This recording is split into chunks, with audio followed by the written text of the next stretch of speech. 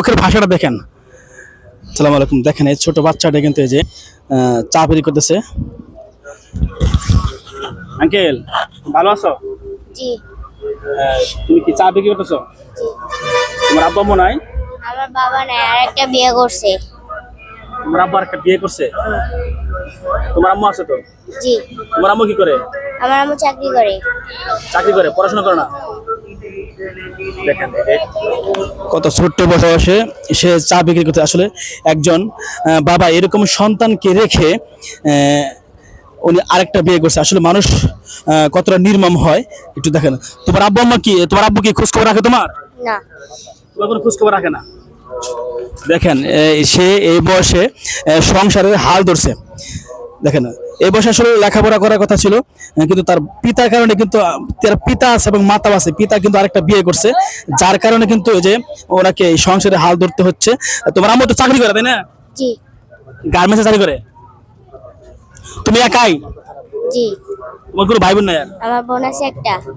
তোমার বোন আছে একটা বড়? বিয়া দিছি। বিয়ে দিছো? হ্যাঁ। তাহলে এখন তুমি আর তোমার আম্মুই আছো? জি। তো দেখেন ছোট দর্শক, আসলে এবার বলার ভাষা নাই। এরকম সমাজে কিন্তু অহরহ লোক রয়েছে, এরকম ফুটফুটে কত সুন্দর একটা শিশু। দেখেন দেখেন তার চোখের ভাষাটা দেখেন।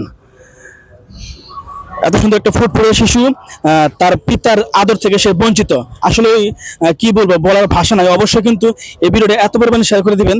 দেখেন আমরা অনেকে আছি যে বয়স অনেক হয়ে গেছে, তারপরেও কিন্তু আমরা সংসারে হাল ধরতেছে না। এই অল্প বয়সে সে সংসারে হাল ধরছে, এই সময় কিন্তু অবশ্যই তাকে লেখাপড়া করা উচিত ছিল।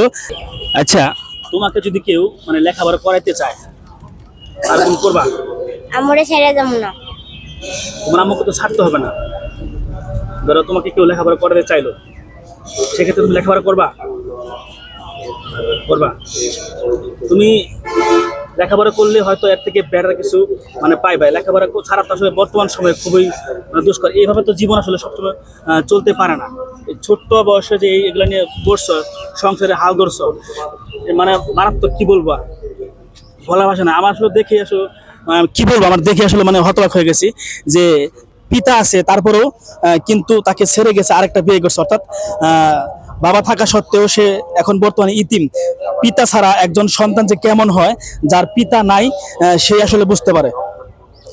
তো সুপ্রিয় দর্শক, আমাদের সমাজে অনেক বিত্তবান লোক রয়েছে যারা চাইলে কিন্তু এই ছোট্ট শিশুটির মতো অনেক লোককে সাহায্য সহযোগিতা করে থাকে এবং অনেকের দায়িত্ব কাঁধে নিয়ে থাকে। তো ভিডিওটা শেয়ারের মাধ্যমে সবার কাছে পৌঁছে দিবেন। এমন কোনো ব্যক্তি বা সহৃদয়বান ব্যক্তি যদি থেকে থাকে যে মানুষকে সাহায্য সহযোগিতা করতে পারে, এই ছেলেটির দায়িত্ব কাঁধে নিতে পারে। তো আপনারা অবশ্যই ভিডিওটাকে শেয়ার করে দেবেন। ধন্যবাদ সকলকে। আল্লাহ হাফেজ।